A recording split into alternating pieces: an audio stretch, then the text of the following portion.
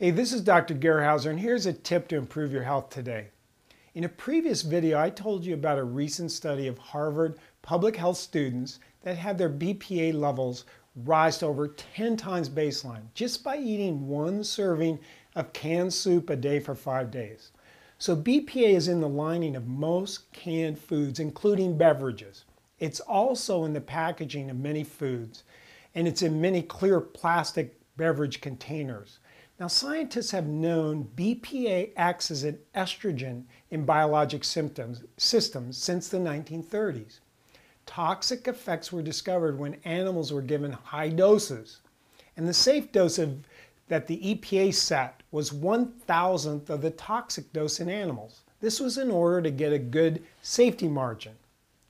Well, that would be good if low doses had been studied and proven to be safe, but they weren't. Yes, BPA binds the estrogen receptor in the cell nucleus, and here it can have adverse effects on gene expression, and this will cause the problems they see in the animal studies. But now we see that recent research shows that BPA may bind to the recently discovered membrane estrogen receptor.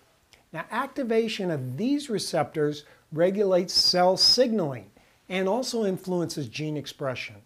In addition, BPA produces changes in DNA structure by adding methyl groups to DNA. This silences their expression.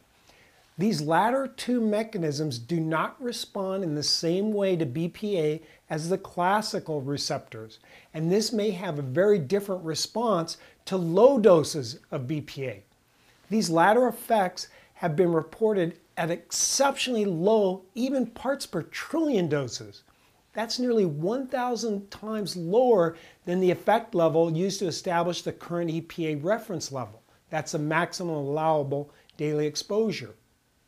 Studies in animals and humans suggest possible effects that include breast and prostate cancer, a regional decline in sperm counts, abnormal penile and urethral development in males, early sexual maturation in females, increasing neurobehavioral problems, increasing prevalence of obesity and type 2 diabetes, as well as effects on the immune system. My advice is don't wait 10 years for the EPA to ban BPA.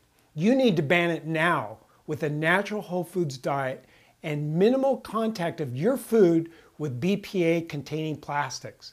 To get more timely health tips, please subscribe to the Natural Foods Diet channel. This is Dr. G. Thanks for watching.